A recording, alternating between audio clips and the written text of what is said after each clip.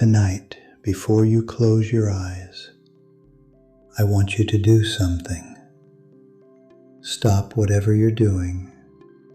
Take one slow breath and feel the weight you've been carrying today. Not the tasks, not the schedule, the weight underneath all of that.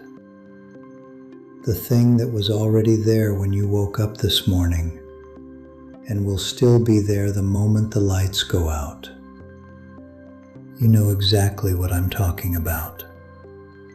It has a specific shape, a specific fear, and every night, when everything goes quiet, it gets louder. If that is where you are right now, you are not here by accident. Tell me in the comments what city or state you're watching from, because I want to know where this message is reaching. And if you haven't subscribed yet, do it now. Not for this channel, but for yourself. Because you are telling yourself that you have decided to show up for your own healing. And before I show you what to do tonight, go to the comments and write one word: Amen. Not as agreement with a video, but as a declaration that you are ready to receive. Because that word, rooted in the ancient Hebrew emunah, means trust. And the moment you write it, something in you shifts from closed to open. There is a reason you cannot stop thinking at night, and it is not weakness, and it is not lack of faith. It is biology. Soviet psychologist Bluma Zygarnik discovered in the 1920s that the human brain obsessively returns to unfinished problems, the way a computer keeps running open tabs in the background, consuming energy, demanding attention, refusing to close. And every worry you carry to bed without releasing it becomes one of those tabs, running all night, interrupting your sleep cycles, pulling you back to the surface at 3 a.m. with your heart already racing before you even remember why. The harder you try to think your way through it in the dark, the tighter the loop becomes. And here's what I need you to stay with me for. Because in a moment I'm going to show you exactly where to place what you write tonight. And that placement matters more than most people realize. What I am about to show you is not new. It is ancient. It has been practiced in one form or another by every spiritual tradition that has ever taken the night seriously. And it has now been confirmed by neuroscience in language that would have surprised no one who prayed before sleep 1,000 years ago. It is a ritual, a specific, physical, intentional act that takes less than 5 minutes and works precisely because it is simple. Because simplicity is what the exhausted mind can actually do, and what the surrendered heart actually needs. There are 3 parts to it: what you write, what you do with the paper, and what you do in the morning. Most people who have tried something like this only knew the first part. Tonight, you will know all 3. Take a single sheet of paper, not your phone, not an app, because the physical act of handwriting engages a neurological pathway that typing cannot reach. And researchers at Princeton and UCLA confirmed that the hand moving across paper processes emotion differently than fingers tapping glass. And write down the one worry that has been following you the longest. Not a list, just one, the heaviest one, in your own words, raw and unedited. And when you are done, fold it once, a single fold, and speak aloud, even in a whisper, these words or words like them. I give this to you. You already have the answer. Then place the paper somewhere with intention. Under your pillow, where it rests as close to you as your own breath. Beneath a Bible or sacred text on your nightstand, the weight of the book pressing down on the worry like a seal. Or in the hand of a cross or small figure near your bed, so that something other than you is holding it through the night. And if this is speaking to something real in you, take 2 seconds and leave your like on this video, because that like carries this message to someone else who is lying awake tonight with no one to talk to. And that is not engagement. That is an act of service. Then sleep. And I want to tell you about a woman in her late 60s, living alone in a small house outside of Columbus, Ohio, carrying a financial fear so heavy, she was sitting at her kitchen table at midnight with papers spread out in front of her when her granddaughter found her. And the granddaughter, young and practical, said, "Grandma, these numbers are not going to change at midnight."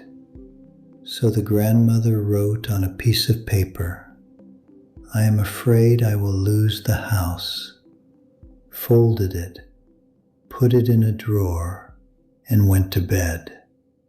And she did not sleep immediately, but she slept earlier than she had in months. And 3 weeks later, a relative she had not spoken to in years called, and a door she had not seen began to open. And she kept that paper, and she said, "I don't know if it was God or my own mind finally resting enough to see clearly, but the night I stopped trying to solve it was the night things started to move." Now here's the part most people who try this never know about, and it is exactly why they wake up feeling like nothing changed. The morning protocol, which begins before you touch your phone, before coffee, before anything. You retrieve the paper, unfold it, read it, and simply notice whether the worry feels any different. Smaller, shifted, edged instead of total. Then place your hand on your chest and say, "Thank you, something moved tonight," whether you feel it or not. Because faith is not the feeling. Faith is the action performed before the feeling arrives. And then you fold the paper again, and you continue the ritual for as many nights as it takes. Because the fisherman who sets his nets at night does not dive into the water at midnight to check what has been caught. He sleeps, he returns in the morning, and he pulls the nets, trusting that the water worked while he rested. There is one thing that will silence this ritual completely, and I need you to hear it clearly. If you write the worry down and then pick up the paper again before sleep to reread it, to refine it, to add to it, you have reopened the loop. You have told your brain that the handoff was not real, and the night will be no different from every other night. The writing is the release. The fold is the seal. The moment you close that fold, your part is done. Not because the problem no longer exists, but because you have made a decision, a physical, irreversible decision, that tonight you are not the one solving it. That decision is the entire mechanism. Protect it. You now hold something tonight that most people will never have. Not because it was hidden, but because they never stopped long enough to receive it. You know why the mind traps itself in the dark. You know what the paper does, what the fold means, what the spoken word activates, and what the morning asks of you. This is not information. This is a practice. And the difference between the person who watches this and the person who transforms is simply whether they do it tonight. Think right now of someone you know who is not sleeping. Someone carrying something they haven't said out loud to anyone. Their face just appeared in your mind, and you know exactly who it is.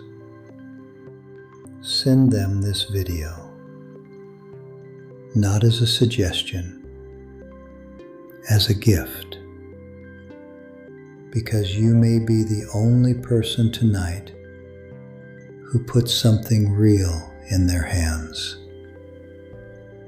Before you close this, go to the comments and write this declaration. Copy it exactly, or let it come in your own words. Tonight, I release what I cannot carry. God receives it. I sleep in peace, and I wake in clarity. So it is. Write it, because what you write you seal, and what you seal you receive. And the comments tonight become something more than a section on a video. They become a room full of people who chose, on the same night, to set the stone down. You have been carrying this long enough. Tonight, you don't solve it. Tonight, you release it. The answer already exists. It just needs you to be quiet long enough to receive it. Sleep well. Something is moving